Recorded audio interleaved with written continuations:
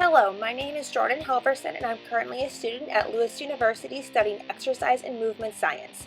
The following video is an analysis of the track and field event of long jump and how it relates to the field of motor behavior.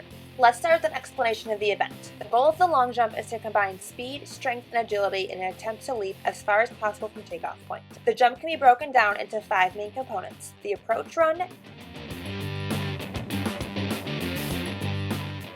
the final 2 strides, takeoff, action in the air, and landing. The point of the approach is to accelerate to a maximum controlled speed at takeoff. The most important factor for the distance traveled by the body is its velocity at takeoff. Consistency in the approach is important as the jumper wants to take off as close to the front of the board as possible without crossing the line with any part of the foot. The last 2 strides serve to prepare the body for takeoff while conserving as much speed as possible. The penultimate stride is longer than the last stride because the jumper prepares to lower their center of gravity to accommodate the body for the vertical impulse. The final stride is shorter because the jumper begins to raise their center of gravity in preparation for takeoff. The takeoff phase is one of the most technical aspects of the jump.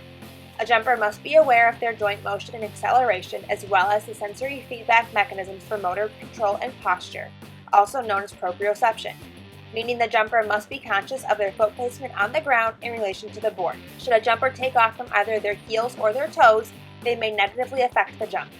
Taking off from the board heel first has a braking effect, which decreases velocity and strains the joints. However, jumping off the toes decreases stability, increasing the risk of the leg collapsing underneath the jumper. In addition to foot placement, the athlete must work to maintain proper body position, keeping the torso upright and keeping the hips forward and upright to achieve maximum distance. There are 3 main styles of in-air techniques: the hitch kick, the hang, and the stride style. I will be focusing specifically on the hitch kick style, which involves the athlete actively cycling the trail leg through as the takeoff leg also cycles through, resulting in a running in the air effect. This allows the athlete to correct their forward rotation and avoid landing in the pit too early, thus causing the jumper to jump longer distances. The hitch kick style, as well as any style of flight, can be difficult for the athlete to train for and the instructor to coach, as the athlete needs to be aware of all their limb segments as they travel through the air. Research on motor learning has shown that instructors who focus on the effects of the movement or external focus have an advantage to instructors who focus on the movements themselves or internal focus.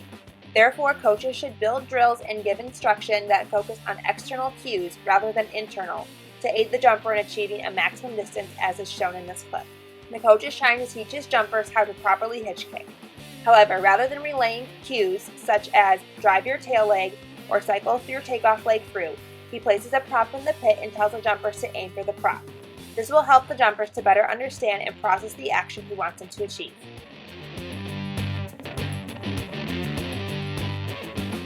Furthermore, research has shown that it is more beneficial to focus on the outcome of the motion as opposed to the mechanics of the motion.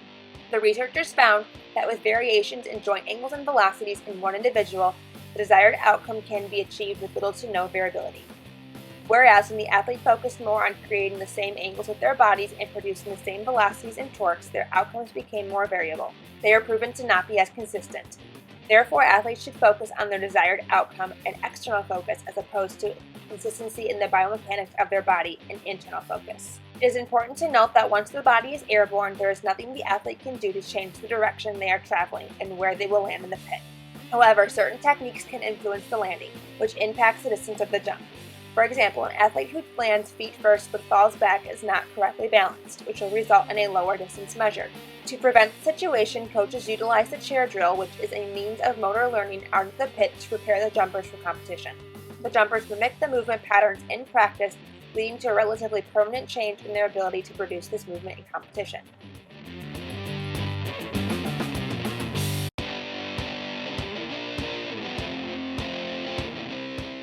To summarize, long jump is an event that requires the cumulative neural input from many aspects of the athlete's sensory and motor nervous systems. This relates to topics of motor learning, motor control, and proprioception, which are 3 topics we discussed throughout the semester.